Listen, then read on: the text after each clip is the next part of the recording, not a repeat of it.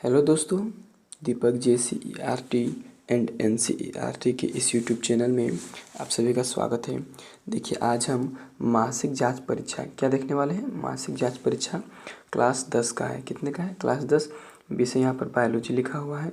माह अक्टूबर यानी कि अक्टूबर महीना का जो मासिक जाँच परीक्षा होगा उसका हम आज हल देखने वाले हैं। तो देखिए, इसमें से बायोलॉजी का सब्जेक्ट है, तो बायोलॉजी का पहला सवाल क्या है। देखिए, ए नंबर में कुछ दिया हुआ है, उसको पहले पढ़ लेते हैं। निम्नलिखित प्रश्नों के सही उत्तर वाले विकल्प का चयन करें। यानी कि यहाँ पर एक प्रश्न है, एक प्रश्न के 4 विकल्प दिए गए हैं। जो विकल्प सही है उसका चयन करना है। तो देखिए, एक नंबर का जो सवाल है उसमें पूछा जा रहा है कि अमीबा किस अंग से भोजन ग्रहण करता है। ठीक है, अमीबा जो होता है वह किस अंग द्वारा भोजन ग्रहण करता है। तो इसका जो सही आंसर हो जाएगा वो हो जाएगा ऑप्शन नंबर बी, कुटपाद हो जाएगा। क्या हो जाएगा? बी। ऑप्शन नंबर बी, कुटपाद इसका सही आंसर हो जाएगा। 2 नंबर में है पेप्सिन के द्वारा प्रोटीन का पाचन किस अंग में होता है, किस माध्यम से होता है। तो इसका आंसर हो जाएगा सही, अम्लीय। लार में कौन सा एंजाइम पाया जाता है। देखिए, ऑप्शन यहाँ पर 4 रहता है, जैसे कि लाइपेज, टाइलिन, पेप्सिन और माल्टोज। तो इसका जो सही आंसर है तीसरा का हो जाएगा टाइलिन। चौथा में ग्लूकोज का पायरुवेट में परिवर्तन कहाँ होता है।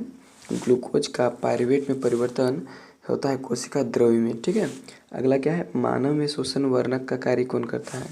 तो इसका ऑप्शन है हीमोग्लोबिन, क्लोरोफिल, श्वेत रक्त कणिका और प्लेटलेट्स। तो इसका जो सही आंसर है वो हो जाएगा हीमोग्लोबिन। ऑप्शन नंबर ए सही आंसर है। कहता है पूरे, अगला नंबर 6 नंबर, पूरे शरीर में अशुद्ध रुधिर हृदय के किस भाग में आता है। तो इसका जो सही आंसर हो जाएगा वो हो जाएगा दायां अलिंद में। कहाँ आता है? दायां अलिंद में। सामान्य मनुष्य का रक्त दाब कितना होता है। तो इसका ऑप्शन देखिए, 80/120, 120/80, 100/70 और ये वाला है 70/100। तो इसका जो सही आंसर हो जाएगा ऑप्शन नंबर बी हो जाएगा सही। ठीक है, 120/80 होता है सामान्य मनुष्य का रक्तदाब। अगला नंबर में क्या है, रक्त का थक्का जमाने के लिए कौन उत्तरदायी है। तो इसका जो सही आंसर है वो हो जाएगा प्लेटलेट्स। क्या हो जाएगा? प्लेटलेट्स इसका सही आंसर हो जाएगा ऑप्शन नंबर सी। ठीक है ना, ऑप्शन नंबर सी सही हो जाएगा, प्लेटलेट्स। आगे नंबर देखिए, मानव उत्सर्जन की इकाई को क्या कहते हैं। तो मानव उत्सर्जन का जो इकाई है उसको हम नेफ्रॉन कहते हैं। क्या कहते हैं? नेफ्रॉन। ठीक है, चलिए चित्र को ध्यान से देख लीजिए। ये चित्र अभी है आप लोगों का काम देगा। ठीक है ना, आप लोगों को काम देगा अभी अगला सवाल में। चित्र देखिए यहाँ पर ध्यान से, किस चीज़ का है। देखिए 10 नंबर का सवाल पूछा है, चित्र डी, यानी कि ये चित्र डी है। चित्र डी देखिए यहाँ पर, डी देखिए, डी नंबर में देखिए डी कहाँ पर दर्शा रहा है उसको देखिए। ठीक है, तो चित्र डी में क्या दर्शाता है। तो चित्र डी जो है रंध्र को दर्शा रहा है। किसको दर्शा रहा है? रंध्र को। ठीक है, चलिए अब हम चलेंगे जो अगला सवाल है उसमें। चलिए अब हम देखते हैं सब्जेक्टिव क्वेश्चन। अब हम सब्जेक्टिव क्वेश्चन में जाएंगे, अर्थात जो लंबे लंबे शब्दों में लिखना है उसमें जाएंगे। देखिए, इसमें सबसे पहला बी नंबर का सवाल है। बी नंबर में क्या कहता है? बी नंबर में कहता है कि निम्नलिखित प्रश्नों के उत्तर 20 से 30 शब्दों में दें। देखिए, नीचे कुछ प्रश्न पूछा गया है, उन सभी प्रश्नों का जो उत्तर है वो लगभग 20 से 30 शब्दों में देना है, यानी कि 2 से 3 नंबर का सवाल है। इसमें से पहला सवाल क्या है कि जाइलम तथा फ्लोएम में पदार्थों के वहन में क्या अंतर है।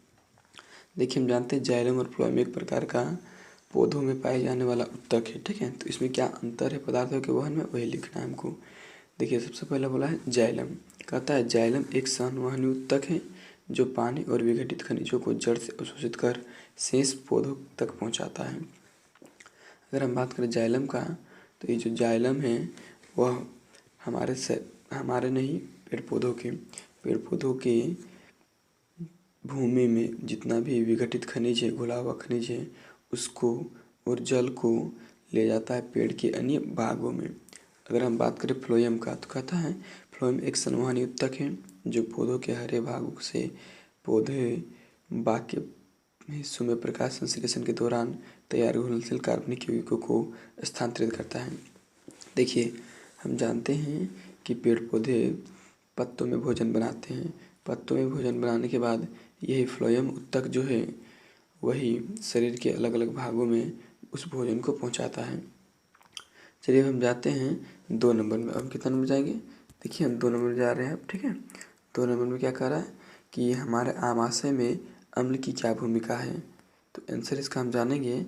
देखिए आंसर जो है इसका बहुत ही सरल, देखिए आंसर उत्तर है यहाँ पर हमारे आमाशय में अम्ल की निम्नलिखित भूमिका है, यानी कि निम्नलिखित बात है जो हमारे आमाशय में संपन्न होता है। ठीक है, चलिए पहला नंबर पढ़ते हैं। कहता है यह क्रियाशील एंजाइमों को अम्लीय माध्यम प्रदान करता है जिससे वे क्रियाशील अवस्था में आ जाते हैं। देखिए हमारे आमाशय में जो अम्ल पाए जाते हैं वह यहाँ जो एंजाइम रहते हैं वह अम्लीय माध्यम प्राप्त करते हैं। कहने का मतलब है क्या कह रहा है कि यह क्रियाशील एंजाइमों को अम्लीय माध्यम प्रदान करते हैं। यहाँ पर जो एंजाइम रहते हैं, ठीक है, तो उनको जब वो एक्टिव हो जाते हैं तो हमारा भोजन आसानी से पच जाता है। दूसरा क्या है, यह भोजन में विद्यमान सूक्ष्म जीवों को मार देता है। देखिए भोजन में जितने भी दूसरे तरह के सूक्ष्म जीव, यानी कि हम जानते हैं सूक्ष्म जीव 2 प्रकार के होते हैं, मित्र एवं शत्रु। तो जो शत्रु सूक्ष्म जीव होते हैं उसको यह एंजाइम मार देता है। आगे चलिए 3 नंबर में क्या कहता है, यह भोजन को नरम कर देता है। भोजन को नरम कर देता है, इसका मतलब भोजन को धीरे धीरे पचाने लगता है। अब चलिए हम तीसरा नंबर में आते हैं। कितना नंबर में, तीसरा नंबर में देखिए तीसरा नंबर का सवाल क्या है, प्रकाश संश्लेषण में होने वाली घटनाओं का वर्णन करें।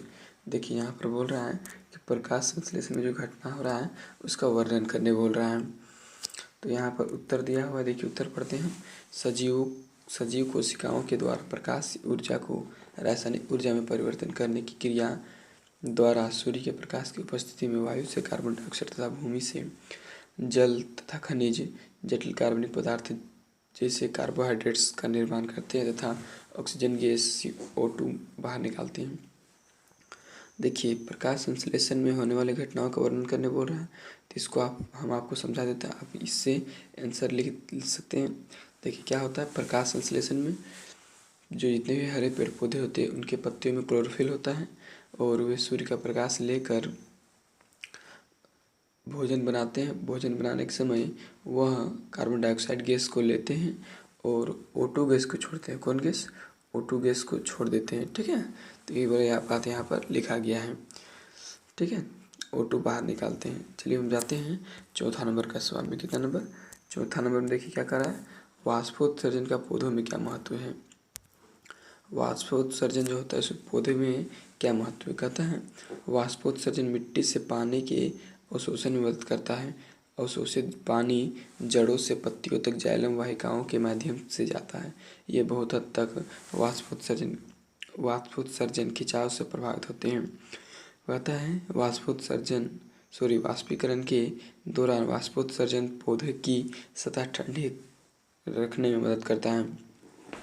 देखिए वाष्पोत्सर्जन क्या है, तो हम जानते हैं पेड़ पौधा में जब अतिरिक्त जल जमा हो जाता है तो यह जल बहुत अधिक हो जाता है, तो इसी जल को पेड़ पौधा अपने पत्तियों में उपस्थित रंध्र छिद्र के माध्यम से उसे बाहर निकाल देती है, जिसे हम वाष्पोत्सर्जन कहते हैं। ठीक है, तो इसका महत्व क्या है, इसका महत्व यही है कि अगर पानी जो ज़मीन में रहता है उसको खींचता है पेड़ पौधा अपने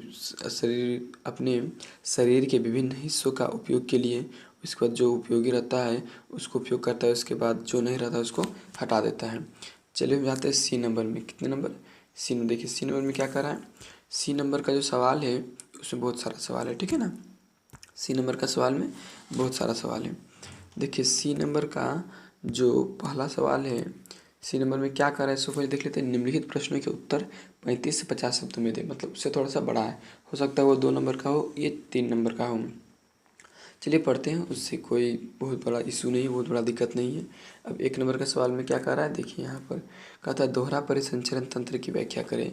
आई होप आप 10th क्लास में पढ़े होंगे कि दोहरा परिसंचरण क्या होता है। दोहरा मतलब 2 बार, परिसंचरण मतलब गुजरना। ठीक है, तो 2 बार गुजरना क्या है यहाँ बायोलॉजी के हिसाब से, तो कहता है उत्तर में क्या कर रहा है कि रक्त का एक चक्र में 2 बार हृदय से, यहाँ रक्त नालिका होगा, पहली बार शरीर का समृद्ध अशुद्ध रुधिर हृदय के दाहिने अलिंद में एकत्र होकर दाहिने नीले में होते हुए फेफड़ों में जाता है तथा दूसरी बार हृदय के बाएं अलिंद में फेफड़ों से फुफ्फुस शिराओं द्वारा एकत्र होकर शुद्ध रुधिर महाधमनी द्वारा समस्त शरीर में पंप किया जाता है। इस प्रकार के रक्त परिसंचरण को दोहरा परिसंचरण यानी कि डबल सर्कुलेशन कहते हैं। इस प्रकार परिसंचरण मनुष्य में पाया जाता है। इस प्रकार का जो परिसंचरण होता है वो मनुष्य में होता है। हम जानते हैं कि जो हमारा हृदय होता है उसमें 2 अलिंद होता है और 2 नीले, ठीक है। तो सबसे पहले बोलता है कि यहाँ पर सबसे पहले जो रुधिर है, अशुद्ध रुधिर हृदय के दाहिने अलिंद में जमा होता है। कहाँ? यहाँ पर जमा होता है दाहिने अलिंद में, ठीक है। यहाँ से फिर दाहिने नीले में जाता है, यहाँ ऊपर, फिर यहाँ से बायां नीले और फिर बायां अलिंद में जाता है और फिर यहाँ से महाधमनी से होते हुए चला जाता है शरीर के विभिन्न भागों में। तब चलिए अगला सवाल देखते हैं। अगला सवाल क्या है 2 नंबर में, वायवीय और अवायवीय श्वसन में अंतर बताइए, ठीक है। क्या कह रहा है? वायवीय श्वसन ऑक्सीजन की उपस्थिति में होता है जबकि अवायवीय श्वसन ऑक्सीजन की अनुपस्थिति में होता है। देखिए यहाँ पर कुछ जो मैटर है वो ढक गया, कुछ जो मैटर यहाँ पर ढक गया है, तो हम इसको बता रहे पढ़ के। वहाँ लिखा है कि वायवीय श्वसन ऑक्सीजन की उपस्थिति में होता है जबकि अवायवीय श्वसन ऑक्सीजन की अनुपस्थिति में होता है, ठीक है। यहाँ पर देखिए पकड़ लिया, अनुपस्थिति में होता है। ये सवाल पूछ रहा है कि वायु श्वसन ऐसा श्वसन है। सवाल यहाँ पर पूछ रहा है कि वायु श्वसन और अवायवीय श्वसन में अंतर क्या है। इसका उत्तर है कि वायु श्वसन ऐसा श्वसन है जब श्वसन की क्रिया वायु की उपस्थिति में होती है, मतलब हवा जब मिलता है तभी श्वसन होगा, ठीक है। और अवायवीय श्वसन ऐसा श्वसन है जिसमें जो क्या होता है, वायु नहीं रहता है फिर भी श्वसन हो जाता है। फिर कहता है वायु श्वसन ग्लूकोज का ऑक्सीकरण करके कार्बन डाइऑक्साइड पानी उत्पन्न करता है, ठीक है। मतलब जिसमें वायु श्वसन होता है, वायु की उपस्थिति में श्वसन होता है, उसमें ग्लूकोज जो टूटता है, ग्लूकोज टूट के, ठीक है, वो कौन सी में बढ़ता आता है, तो कार्बन डाइऑक्साइड बनता है और पानी बनता है। जबकि अवायु श्वसन में ग्लूकोज का पूर्ण ऑक्सीजन होता है, मतलब यहाँ पर अपूर्ण ऑक्सीजन होता है, मतलब अच्छा से नहीं टूट पाता है ग्लूकोज, ठीक है। और अल्कोहल और कार्बन डाइऑक्साइड उत्पन्न होता है, और अल्कोहल का निर्माण होता है और कार्बन डाइऑक्साइड का। चलिए हम चलते हैं 3 नंबर सवाल में। देखिए 3 नंबर सवाल क्या है, पचे हुए भोजन को अवशोषित करने के लिए क्षुद्रांतकों के सेल में अभिकल्पित किया गया है। मतलब कि जो पचा हुआ भोजन है वो क्षुद्रांत में किस प्रकार से जाके अवशोषित करता है ऊर्जा को। तो आंसर देखिए यहाँ से है कि पचे हुए भोजन को अवशोषित, नहीं सॉरी यहाँ पर थोड़ा सा मिसप्रिंट है, पचे हुए भोजन को आंत की भित्ति अवशोषित कर लेती है। क्षुद्रांत के आंतरिक स्तर पर अंगुली जैसे अनेक प्रवर्धक होते हैं जिन्हें दीर्घ रोम कहते हैं। ये अवशोषण के सतही क्षेत्र को बढ़ा देते हैं। ये बात आपकी किताब में भी लिखा हुआ, आप वहाँ से समझ सकते हैं। चलिए 4 नंबर में जाते हैं। 4 नंबर में क्या है, फुफ्फुस में कोशिकाओं की तथा वृक्क में वृक्काणु की रचना तथा क्रियाविधि का तुलना करें। देखिए जो फुफ्फुस होता है उसमें जो कोशिका होता है उसका वर्णन करने के लिए बोल रहा है, और जो वृक्क होता है उसके अंदर जो छोटे छोटे वृक्काणु होते हैं उसको वर्णन करने बोल रहा है, ठीक है, क्रियाविधि कार्य का। चलिए देखते हैं उत्तर। फुफ्फुस में कोशिकाएं, मतलब फुफ्फुस में जो कोशिका होता है उसका बात। मानव शरीर में विद्यमान 2 फेफड़ों में बहुत अधिक संख्या में कोशिकाएं होती है। प्रत्येक यहाँ पर कुछ लिखा है जो मिट रहा है, नहीं दिख रहा है। यहाँ सी है, प्रत्येक होती है। कोशिका दोहरी दीवार से निर्मित होती है। कोशिका की दोनों दीवारों के बीच रुधिर वाहिकाओं का संघन जाल बिछा रहता है। कोशिकाएं वायु भरने पर फैल जाती है। यहाँ रुधिर की लाल रुधिर कणिका में हीमोग्लोबिन ऑक्सीजन प्राप्त कर लेता है तथा प्लाज्मा में उपस्थित कार्बन डाइऑक्साइड कोशिका में चली जाती है। कोशिकाओं में गैस आदान प्रदान के बाद फेफड़े में संकुचन से कोशिका शरीर निकल जाती है, ठीक है। अब पढ़ेंगे वृक्क में वृक्काणु। कहता है मानव शरीर में वृक्क संख्या में 2 होते हैं। प्रत्येक वृक्क में लगभग 10 लाख वृक्काणु होते हैं। प्रत्येक वृक्काणु महीन धागे की आकृति जैसी होता है। वृक्काणु के एक सिरे पर प्याले के आकार में मेलपिगियन सपुट विद्यमान होता है। बोमेट संपुट में रुधिर वाहिकाओं का गुच्छा उस पर होता है जिसे कोशिका गुच्छ कहते हैं। वृक्काणु में ऐसे नहीं। हतोष गुच्छ में रुधिर में उपस्थित वर्ज्य पदार्थ वर्ज नहीं, यहाँ पर होगा गंदे पदार्थ छन जाते हैं, मूत्र निवाहिका से मूत्र बहकर मूत्राशय में इकट्ठा हो जाता है और वहाँ से मूत्र मार्ग द्वारा शरीर से बाहर निकाल दिया जाता है। चलिए हम जाते हैं डी नंबर में जाएंगे। अब हम कितना नंबर जाएंगे? अब हम डी नंबर में। ठीक है, देखिए डी नंबर में भी बहुत सारा सवाल है। डी नंबर का सवाल क्या कहता है? निम्नलिखित प्रश्नों के उत्तर 80 से 100 शब्दों में दे। देखिए यह 5 नंबर टाइप का सवाल है, 5 से 6 नंबर का लंबा क्वेश्चन है। ठीक है, तो इसका लंबा लंबा आंसर होगा। क्या कर रहा है? देखिए पहला नंबर सवाल कर रहा है, हमारे शरीर में ऑक्सीजन एवं कार्बन डाइऑक्साइड का परिवहन के लिए कौन सा तंत्र उत्तरदायी है? तो यहाँ आंसर हम लिखे होंगे कि हमारे शरीर में ऑक्सीजन एवं कार्बन डाइऑक्साइड के परिवहन के लिए कौन सा तंत्र उत्तरदायी है? तो श्वसन तंत्र उत्तरदायी है। ठीक है, श्वसन तंत्र उत्तरदायी है। यहाँ हो सकता है नहीं दिख रहा होगा, तो उसके लिए हमारा जो तंत्र है वो श्वसन तंत्र उत्तरदायी है। अब यहाँ पर लंबा लिखना है, तो जो दूसरा क्वेश्चन है उसी को आप पहला में अटैच कर सकते हैं। देखिए दूसरा क्वेश्चन में क्या कर रहा है कि हमारे शरीर में ऑक्सीजन तथा कार्बन डाइऑक्साइड की क्रियाविधि को समझाएं। मतलब ऑक्सीजन और कार्बन डाइऑक्साइड किस प्रकार से काम करता है उसको समझाना है। ठीक है, तो यहाँ पर बहुत सारा पढ़ना होगा, तो हम उतना पढ़ेंगे नहीं, सीधे से आपको हम बता देते हैं कि हमारा जो शरीर है वह ऑक्सीजन को लेता है और ऑक्सीजन लेने के बाद जब संपूर्ण ऑक्सीजन फेफड़े से होते हुए हीमोग्लोबिन के माध्यम से पूरे शरीर में चला जाता है, तो उसके बाद हमारा जो शरीर की कोशिकाएँ हैं वह सभी ऑक्सीजन को अवशोषित कर लेती है और ऊर्जा प्राप्त करने के बाद उसे तुरंत कार्बन डाइऑक्साइड में बदल देती है। ठीक है, तो जब ऊर्जा प्राप्त करती है तो O2 के रूप में ऊर्जा प्राप्त करती है। ठीक है, और ऊर्जा प्राप्त कैसे करती है? तो हमारा शरीर में जो ग्लूकोज बनता है वह ग्लूकोज ऑक्सीजन के साथ अभिक्रिया करता है और ATP नामक ऊर्जा को बनाता है, जिससे हम लोग काम कर सकते हैं, कोई काम जैसे दौड़ना, खेलना कूदना करते हैं। ठीक है, तो हमारा शरीर में ऑक्सीजन और कार्बन डाइऑक्साइड को इस प्रकार से क्रिया करता है। चलिए हम चलते हैं 2 नंबर। 2 नंबर क्या है? नेफ्रॉन की संरचना तथा क्रियाविधि का वर्णन करें। देखिए इसमें थोड़ा सा पढ़ लेते हैं क्या कर रहा है। कहता है एक रेल पर्सकल और एक रीनल ट्यूब्स बने वृक्क वाहिनी में कोशिका के एक गुच्छे होते हैं जिन्हें ग्लोमेरुलस कहा जाता है और इसमें एक बोमन कैप्सूल होता है। वृक्क नालिका कैप्सूल से फैली हुई होती है। कैप्सूल और ट्यूब्यू जुड़े होते हैं और एक लुमेन साथ उपाला कोशिकाओं से बने होते हैं। देखिए यहाँ पर जो बात है बहुत लंबा लिखा गया है, बहुत समय लगेगा इसको पढ़ने के लिए। आप इसको पढ़ के काम कर सकते हैं। हम इतने में इसको ख़त्म करते हैं।